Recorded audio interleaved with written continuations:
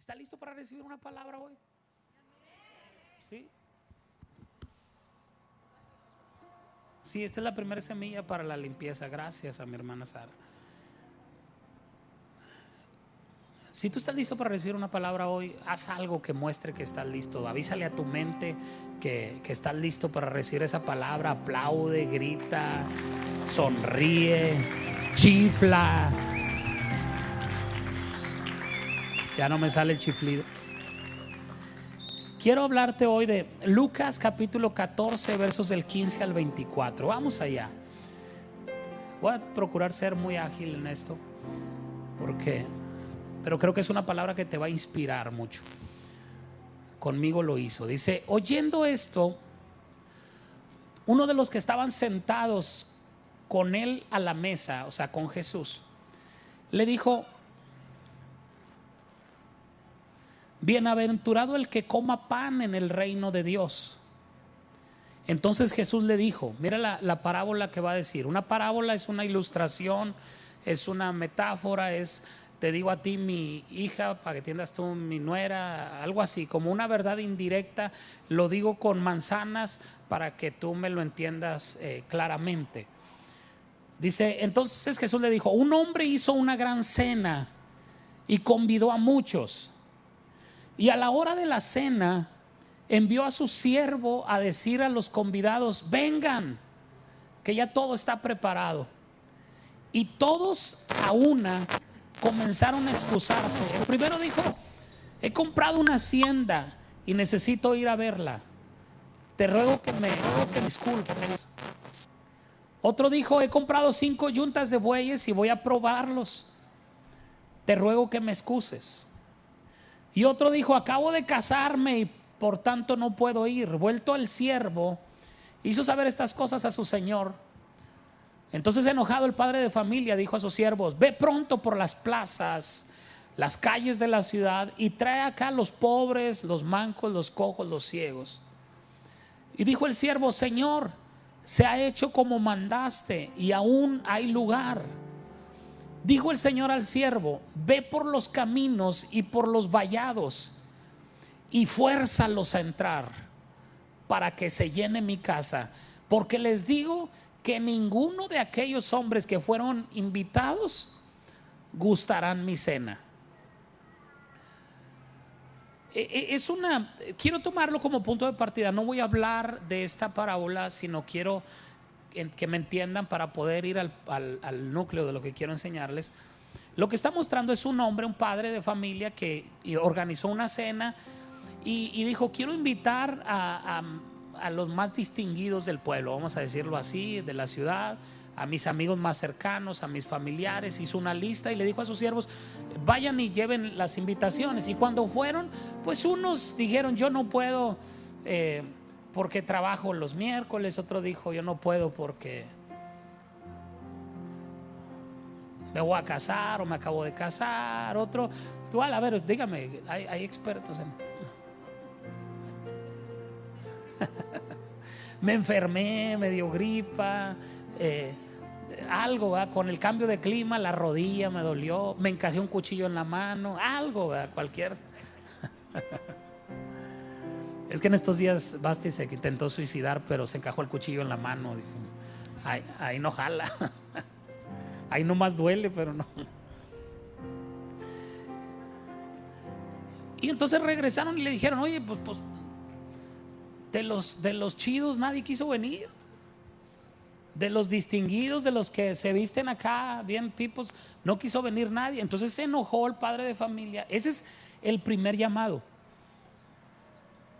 Vamos a decirlo así, que cuando digo esto algunos se me quedan viendo así: ¿por qué habla así, pastor? Pero es que se siente bien chido hablar así. Y, o sea, el primer llamado es para los chidos, ¿verdad? Pero luego viene un segundo llamado, se enoja y dice: no quisieron venir, menospreciaron mi invitación. Bueno, entonces ve a las plazas, ve a los caminos y trae a los que no están tan chidos. ¿Cuántos que no estaban tan chidos? Ok, no me diga. Pero Alguien diga, no lo acepto, ¿verdad? Cuando Dios me encontró no estaba tan chido, ¿verdad? Algunos vinieron en el primer llamado porque dijeron, me está llamando Dios. Otros se esperaron al segundo llamado, ¿verdad? Y los define así, dice,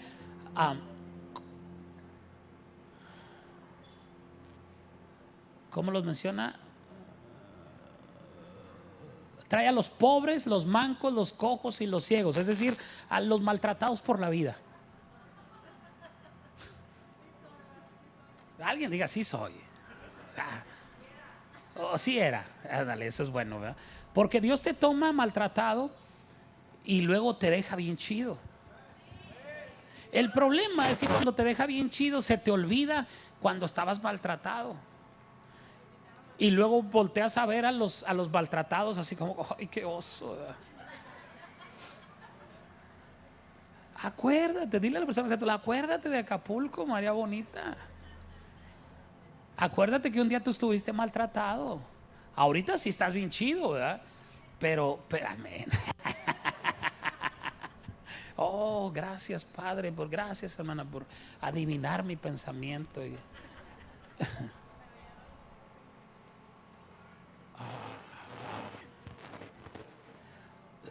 Lo malo es que luego noté que no es Juan Valdés. Mi paladar está ya está rico como quiera. ¿Qué estaba diciendo antes de Juan Valdés? Ok, se te sube. El asunto es que tengo que decirte algo. Hay un tercer llamado.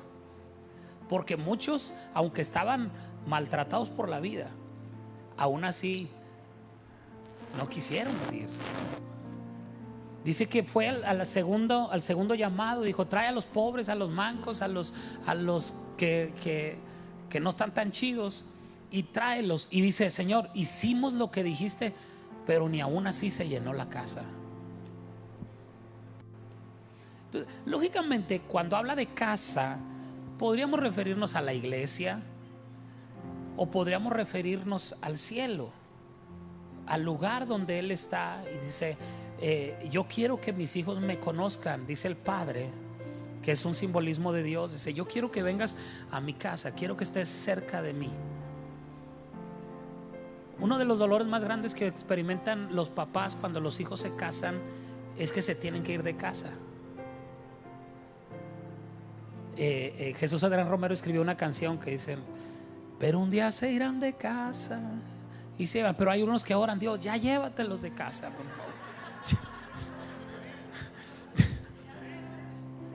Ya están grandes, ya pueden hacer su vida solos. Pero el poder, no hay nada como poder juntar.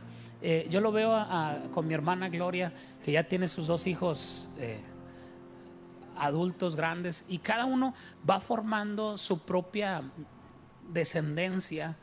Entonces juntarte con los tuyos es algo muy, muy especial. Entonces lo que Dios está haciendo al mostrar esta parábola, dice, yo quiero que los míos estén cerca de mí, yo quiero que los míos estén en mi casa. Y dice, pero todavía hay espacio en la mesa. Dile a la persona que está a tu lado, no se ha llenado la casa. Dile, todavía hay espacio. Y hay un tercer llamado. Dice, bueno, pues ahora vayan por los caminos, por los vallados, dice ahí. Y esa declaración pone los pelos de punta, ¿verdad? Porque dice, fuérzalos a entrar. Y yo le quise poner este nombre al mensaje de hoy, fuérzalos a entrar. Hay otras versiones, ese verso en la traducción en lenguaje actual o la Nueva Traducción Viviente, dice estas palabras, hermano. Dice literalmente, oblígalos a entrar. Dice, entonces como su amo dijo, ve por los senderos y detrás de los arbustos, y cualquiera que veas, insístele. La otra versión, la traducción al lenguaje actual, si la tienes, ahí dice literalmente, aquí dice insísteles, Pero la otra, mira, ahí está, dice: entonces el Señor respondió: ve por los caminos y las veredas y oblígalos a entrar para que se llene mi casa. Wow, esa declaración es fuerte, porque regularmente nosotros decimos, yo he escuchado a muchos padres dicen: no, es que yo no quiero obligar a mis hijos a venir, porque si los traigo a fuerzas de nada va a servir. O sea que si mañana el niño no quiere ir a la escuela, ¿no lo vas a mandar? Si el muchacho no quiere ir a la prepa, si no, mamá, tengo mucho frío, es muy temprano. Ay, sí, mijito, de nada sirve que te mande a fuerzas a la escuela, ¿verdad? ¿Cuántos papás dicen eso? No, hombre, hasta le truenan los dedos, ¿verdad? Pues ahora se levanta con mayor razón y se me va a la escuela. ¿Cuántos tuvieron la bendición de tener padres que así estuvieran a 5 grados bajo cero y cayendo nieve, los mandaban a la escuela?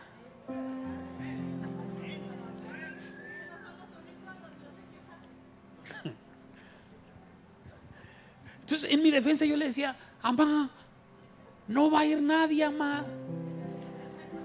No importa, usted va a ir a la escuela aunque no vaya nadie. Van a suspender las clases, mamá. Pues si lo suspenden, se regresa. Ya iba como astronauta, pantalón abajo, otro arriba, y camiseta interior y camisa arriba, y suéter y chamarra y de todo. ¿Cuántos astronautas fueron a la escuela? ¿Sí?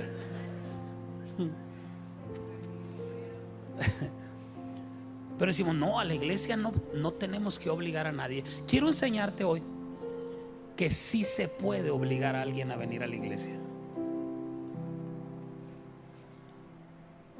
Qué bueno que hace esa cara que se puso así como que ¿de qué está hablando? Sí, hay una manera para obligar, para forzarlos a entrar. Alguien diga: yo necesito saber cómo. Hay unos que me traen y por más que los insisto, no quieren venir. Ok, hoy te voy a enseñar cómo puedes forzar a alguien a venir a la iglesia. ¿Cómo puedes forzar a alguien a acercarse a Dios? ¿Sí le interesa aprender esto? ¿Sí? Porque a muchos los forzaron y no se dieron cuenta.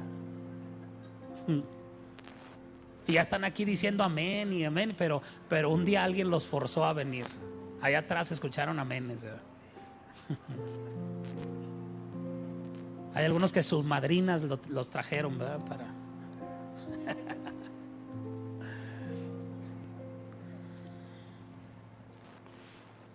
Dile a la persona que está a tu lado: esto se va a poner bueno.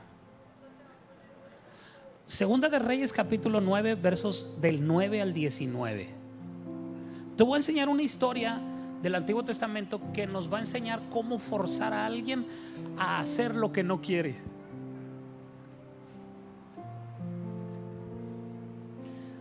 Porque no es como los reels esos que le dicen: oye, ¿no quieres ir a la iglesia? No, y luego le ponen una bolsa encima y lo meten al carro y se lo traen a fuerza. No es así, no es así. Dice: y vino Naamán con sus caballos y con su carro y se paró a las puertas de la casa de Eliseo. Entonces Eliseo le envió un mensajero diciendo: ve y lávate 7 veces en el Jordán, y tu carne se te restaurará y serás limpio.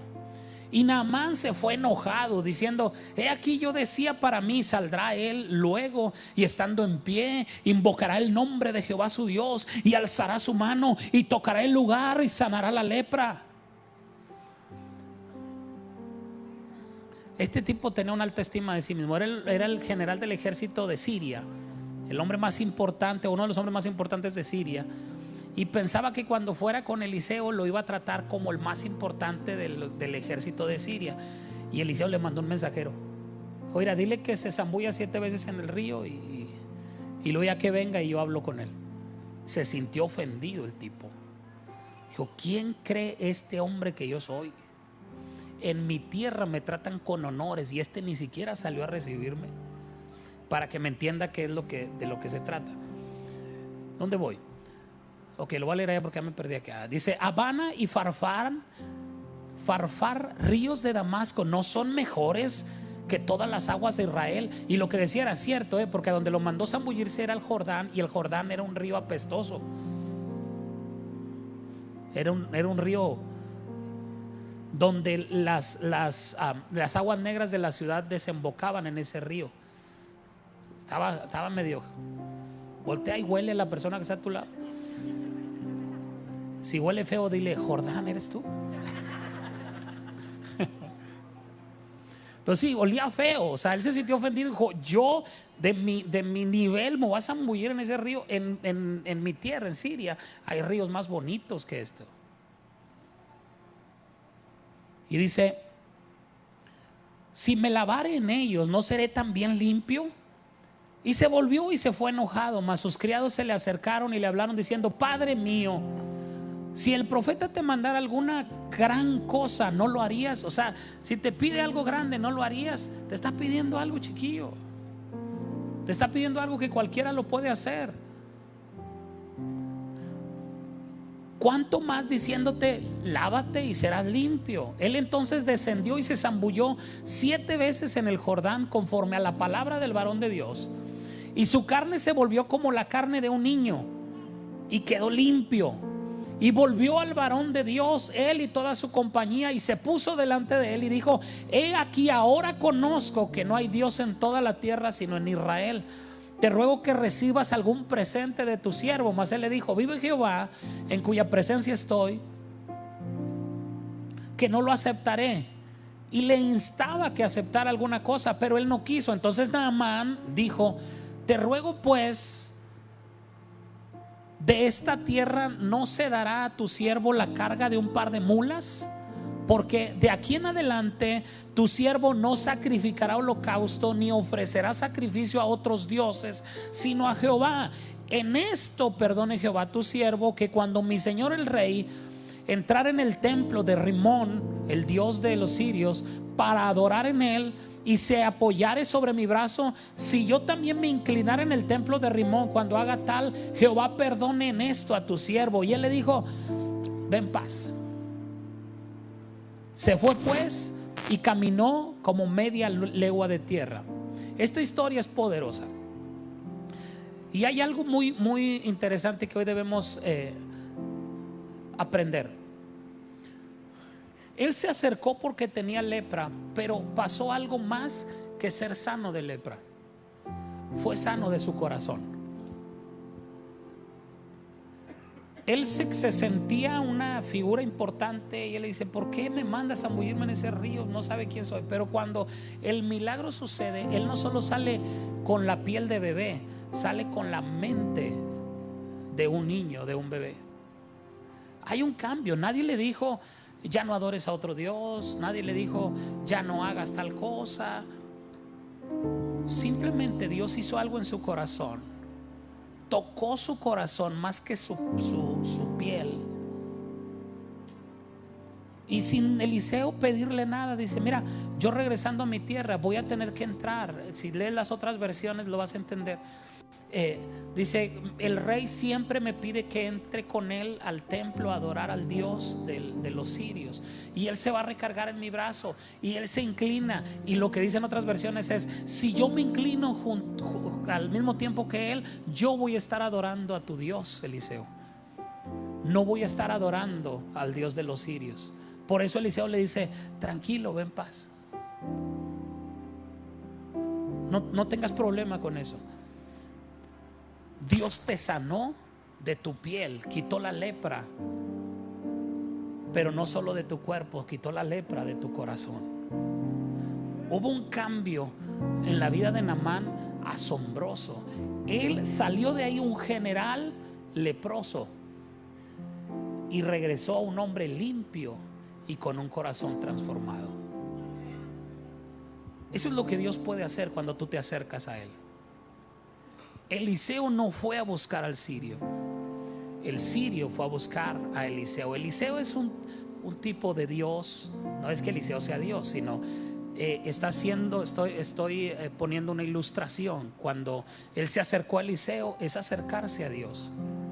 Cuando tú te acercas a Dios, Él puede sanar Él puede librar cualquier situación, cualquier problema que tú tengas, cualquier enfermedad. Hemos visto miles de milagros suceder. Al principio, cuando comenzó Dios a hacer milagros, cuando trajo la primera ola de milagros a la iglesia, contabilizábamos los diferentes tipos de enfermedades que Dios estaba sanando en la iglesia. Llegó el momento en el que después de las 150 diferentes tipos de enfermedades que Dios sanó, ya le perdimos la cuenta, porque conocíamos una enfermedad diferente cada vez.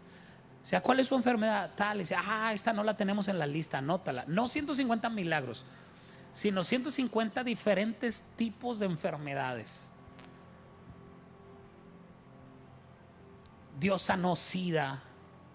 Dios ha sanado cáncer en todos colores y sabores.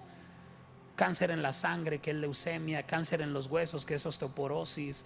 Cáncer en el estómago, en el pulmón, en los riñones, en el hígado, en todas partes.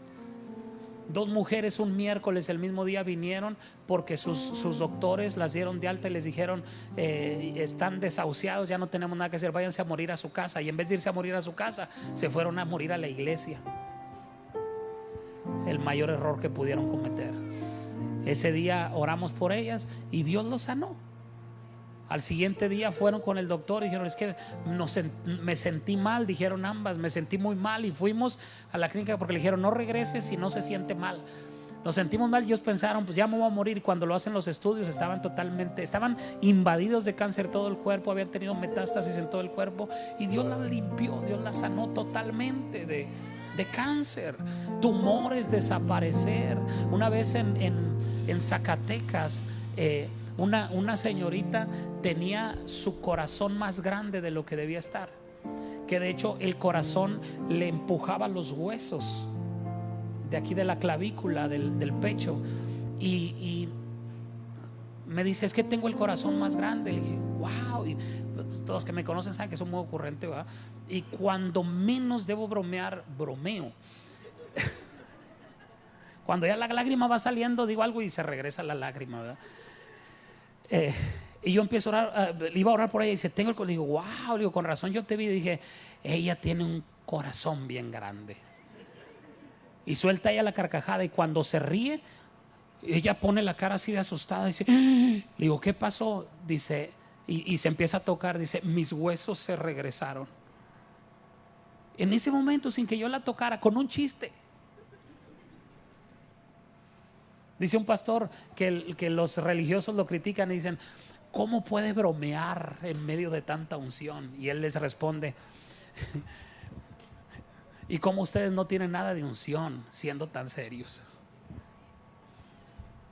Porque la unción proviene de Dios, no proviene de ninguna persona. Es Dios el que hace las cosas. Y en ese momento ella al siguiente día fue y se checó, y su corazón había tomado su tamaño normal, había tomado su tamaño normal.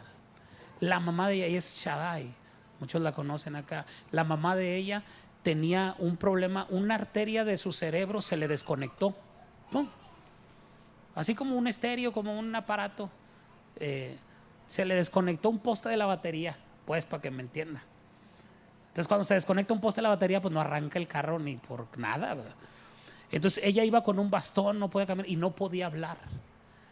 Entonces cuando ella pasa, hago el llamado para quien quería un milagro, y pasó ella y se paró ella, y me dice el pastor, no es cierto, yo estoy orando normalmente, digo, Dios sánala, cualquiera que sea su problema, y ya paso por lo siguiente, y gente comienza a testificar que Dios la sanó, y pasa la hermana Diana a testificar. Y agarra el micrófono, hermanos, y cuando dice hermanos, todos empiezan a gritar y a llorar, y uno se tira al suelo, y dije, a la torre, ¿qué pasó? Y voy con el pastor, le digo, ¿qué pasó, pastor? Y él está muy asustado, muy asombrado, y me dice, ella no podía hablar,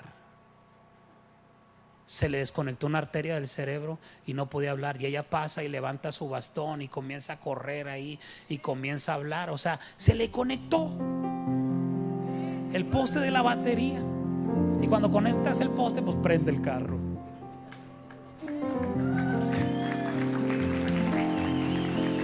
Dios puede hacer cualquier cosa. Dios puede sanar cualquier cosa. Pero ¿sabes qué? Más allá de la sanidad física, Dios quiere sanar el corazón. Naamán, porque las heridas que más daño hacen son las que no se ven. Las heridas que están adentro, son las que más lastiman. Las que cuando tú le dices a alguien, ¿cómo estás? Súper. ¿Cómo dicen los hermanitos? Bendecido, prosperado y en victoria. Wow. Y tú lo ves y dices, si yo te pregunto cómo estás y tú me dices bendecido, prosperado y en victoria, yo creo que estás bendecido, prosperado y en victoria. El asunto es que las heridas que están adentro, esas no se pueden ver y son las que más sangran y las que más dañan. Entonces Dios tocó no solo la piel de Naamán, tocó su corazón. Alguien diga, Dios, toca mi corazón esta noche. Por eso quiero que vengas a rompimientos. Ahí Dios va a sanar el corazón. Pero ¿qué tiene que ver esto, pastor? Con forzarlos a entrar, con obligarlos a venir a la iglesia. Todo esto que pasó con Naamán fue por alguien. Alguien le dijo a Naamán, si vas a Israel, él vivía en Siria, si vas a Israel con el hombre de Dios, Dios te puede sanar. Repito, él pensaba que su enfermedad más grave era la lepra, pero su enfermedad más grave estaba por dentro, no se veía.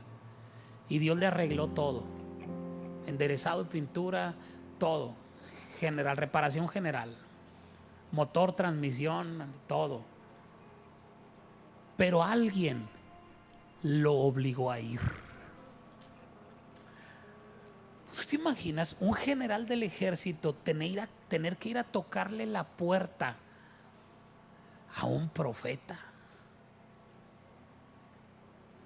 Tener que rebajarse, o sea, fue tanta la humillación de Naamán de ir, o sea, en su interior, de ir a la puerta de Eliseo, que cuando le pide que se zambulla, se ofende. Porque él pensaba que iba a ser recibido con honores. ¿Quién lo obligó a ir? Vamos a ir al verso 1 de Segunda de Reyes capítulo 5.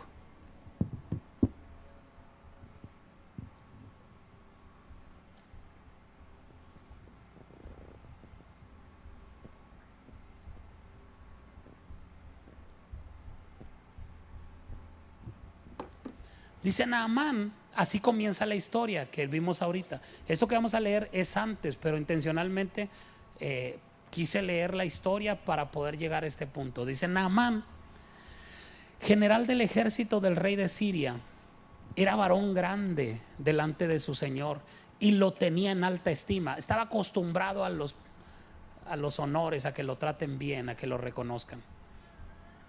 Porque por medio de él había dado Jehová salvación a Siria. Era este hombre valeroso en extremo, pero leproso. Y de Siria, este verso es clave. De Siria habían salido bandas armadas y habían llevado cautiva de la tierra de Israel a una muchacha. Diga conmigo, una muchacha. Cuando la Biblia menciona esa palabra, muchacha, se está refiriendo a una señorita de entre 12 y 16 años. ¿Quién aquí realmente? Porque todas las mujeres van a levantar la mano. No estoy hablando que se sientan de esa edad. ¿Ok? ¿Hay aquí una jovencita de entre 12 y 16 años? Levante su mano. No los voy a pasar, nomás quiero saber más. ¿Tú cuántos años tienes, hija? ¿12? 11. Ah, bueno, ahí está cerca, más o menos. Ahí. O sea, era una señorita, una jovencita. Es muy fácil poder ubicar las edades, porque para nosotros una muchacha, pues puede ser de muchas veces. Las hermanas se dicen muchachas entre ellas, ¿verdad?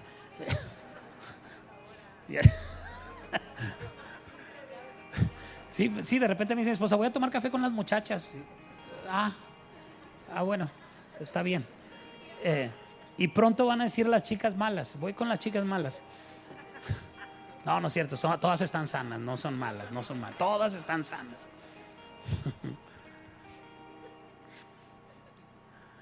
Entonces es muy fácil porque en hebreo se utilizan diferentes palabras para diferentes etapas de la vida. Unos son nepios, cuando dicen un nepio, cuando dicen un niño, está hablando de un nepio que es de tal edad a tal edad. Entonces la palabra que se usó para decir muchacha abarca esas edades, entre 12 y 16 años.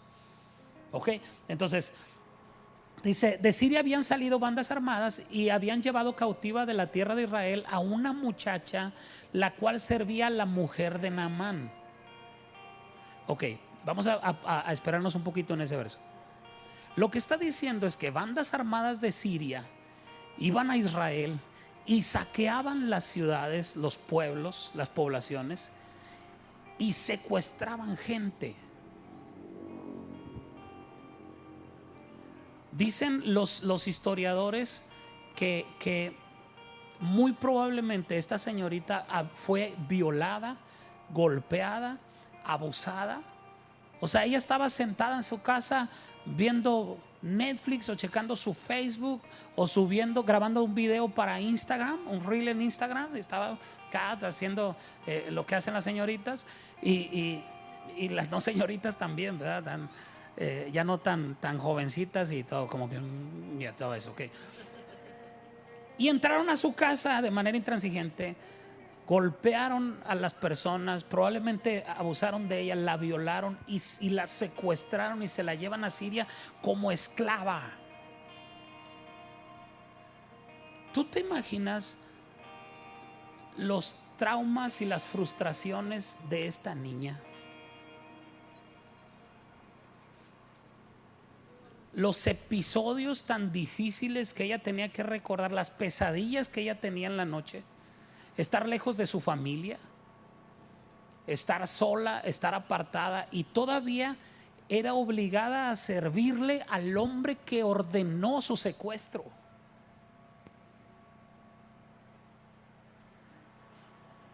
Si a ti te hubiera pasado eso y llegan y te dicen, ¿sabes qué? El hombre que ordenó tu secuestro tiene una enfermedad terminal, ¿qué harías tú? ¿Qué dirías?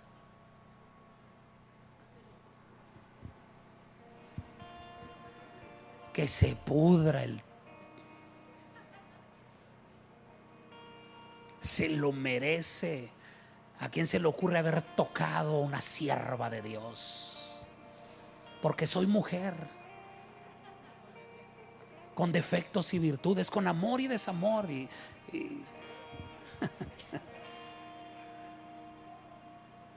Pero cuando ella se entera de que Naamán tiene lepra, hace algo extravagante y escandaloso. ¿Cómo va la canción esa? Es ofensivo y escandaloso. Esa canción sí es cristiana. Bueno, la escribió un cristiano, quién sabe. Sí es cristiano, ¿no? Sí, yo creo que sí. Si no sabe cuál es, ahí póngale en el YouTube. Ofensivo y escandaloso. Está, ahorita la tocamos. ¿Está bien? Hizo algo que obligó a Naamán a ir. Ella pudo haberse quedado callada y esperar silenciosamente la muerte de su detractor. Pero el verso 3 muestra algo tremendo. Vamos al verso 3. Dice, esta dijo a su señora, si rogase mi señor al profeta que está en Samaria, él lo sanaría de su lepra. Cuando yo vi esto dije, wow. Ella no se vengó. Ella no guardó silencio para esperar a que muriera, porque la lepra es algo que es una condición que se te va pudriendo la piel, vas perdiendo la sensibilidad, o sea, literalmente se te puede caer un dedo y no siente, Se le puede caer la nariz y no siente, porque eso es lo que hace la lepra. Es en la piel, pero se va pudriendo la piel. Empieza a oler mal, entonces en ese tiempo la lepra era incurable. O sea, el que tenía lepra estaba destinado a morir. Entonces ella pudo haber esperado ahí en el rincón, silenciosamente, haciendo lo que tenía que hacer, y llegar el día en que él se muriera y él iba a decir: ándele para que se le quite. Sin embargo, ella actuó con una escandalosa misericordia y le dijo: si rogase mi señor al profeta que esté en Samaria, él lo sanaría de su lepra. El siguiente verso, el 4, dice: entrando Naamán a su señor, le relató diciendo: así y así ha dicho una muchacha que es de la tierra de Israel. Naamán obedeciendo a una esclava. Diría mi madre: échate ese trompo al uña.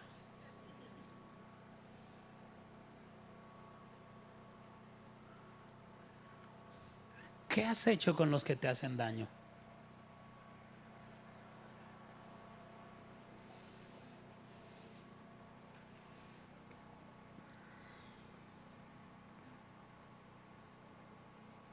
Lo que va a forzar y obligar a tus amigos, familiares, conocidos a venir a Cristo es mostrarles una escandalosa misericordia, que no tengan otra opción que rendirse ante Dios. Cuando ellos ven que eres tan persistente y tan insistente, no solo en invitarlos, porque a veces cometemos el error de solo invitarlos y ándale, ven, acompáñame. Muéstrales la misericordia de Dios a ellos. Y no estoy hablando solo de los que te hacen daño, sino estoy hablando de que como este hombre, estoy poniéndote el ejemplo, como este hombre fue obligado por la misericordia de esta niña. Hace unos domingos atrás escribimos en las notas de nuestro celular el nombre de 3 personas que queríamos que vinieran a la iglesia. Y sabes, algunos ya tuvieron que agregar otros nombres, porque ya vinieron los 3 que escribieron ahí. Pero cuando tú no solo los invitas, sino te involucras en su necesidad, te interesas en ellos. Tú no dices solo, pues ya los invité, ya es su problema si vienen o no. No. Si no solo le dices a esa persona: ¿sabes qué? Dios te puede ayudar, pero yo también. ¿Qué puedo hacer por ti? Quiero mostrarte la misericordia que Dios tuvo conmigo. Quiero que Dios sane tu corazón como sanó el mío. Hay muchos Naamanes a tu alrededor, muchos con lepra, muchos enfermos, mucha gente que necesita más que una sanidad física, necesita una sanidad en el corazón.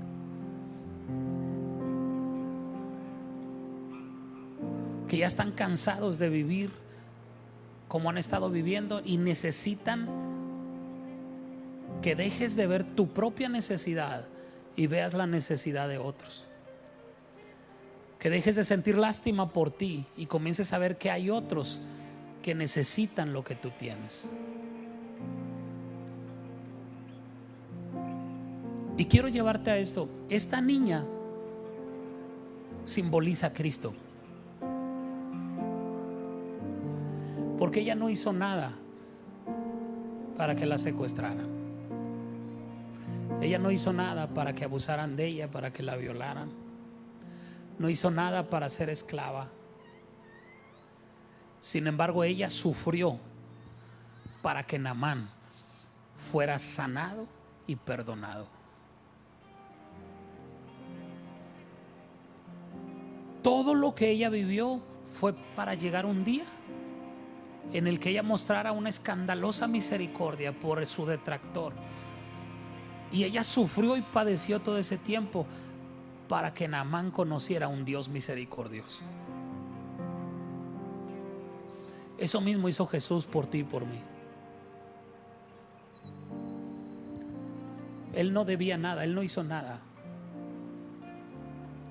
Sin embargo, Él sufrió y pagó un precio para que tú y yo hoy seamos perdonados, seamos sanados, seamos salvos.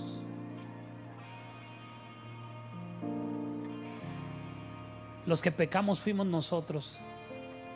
Dice la Biblia que Él nunca pecó. Sin embargo, Él sufrió para que tú y yo disfrutáramos. Él pagó para que tú y yo cobráramos. El poder disfrutar hoy de una vida en libertad es porque un día alguien sufrió por tu libertad. Esa niña nos da una lección a nosotros.